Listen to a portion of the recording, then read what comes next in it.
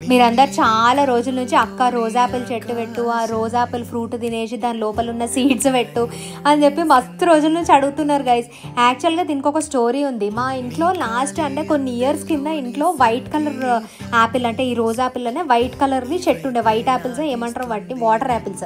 So అవి ఆ చెట్టు ఉండే గైస్. దానికి మంచిగా బంచెస్ లెక్క పెరుగుతుండే, కానీ మేమైతే అసలు ఒక్క ఫ్రూట్ కూడా తినేవాళ్ళం కాదు. అంటే ఏమో అది ఎప్పుడు అంత కామన్ ఫ్రూట్ కాదు కదా తినడానికి, తినరేమో అని అనుకుని అట్లనే వదిలేసేవాళ్ళం అనమాట. మీరందరు అడిగిరు కాబట్టి నాకు మొన్న ఎక్కడికో వేటప్పుడు రోడ్ మీద కనిపించిన గైస్. యూజువల్గానైతే ఇవి అమ్మరు, నార్మల్గా చెట్టు మీద తెంపుకొనే తినేస్తారనమాట. కానీ నాకైతే లక్కీగా మీరు అడిగినందుకో ఏమో నాకు రోడ్ మీద కనిపించినాయి అనమాట. ఇక మనకు కనిపించిందంటే మనం we don't take a chance అని చెప్పేసి అవి కొనుక్కొని ఇంటికి తీసుకొచ్చిన. And this is the first time I'm tasting them also. నాకైతే టేస్ట్ అంటే అంత పెద్దగా ఏం డిఫరెన్స్ అనిపించలేదు. దేవర్ నాట్ ఈవెన్ స్వీట్ అనమాట, లైట్గా ఉంది, చాలా టేస్ట్ మైల్డ్ టేస్ట్ ఉంది. కానీ సీడ్స్ తీసినప్పుడు నేను చాలా అవాక్కైనా గైస్. ఎందుకో చెప్తా, కొన్నిట్లలోనేమో సీడ్స్ ఇట్లా ఆవగింజ అంతా కూడా లేవు, అంటే మస్టర్డ్ సీడ్స్ అంతా కూడా లేవు. కొన్నిట్లలోనేమో వాల్నట్ సీడ్ అంత ఉందన్నమాట. అంటే నాకు అర్థం కాలే, అవి చూడడానికి కొంచెం గ్రోస్ అనిపించింది నాకైతే.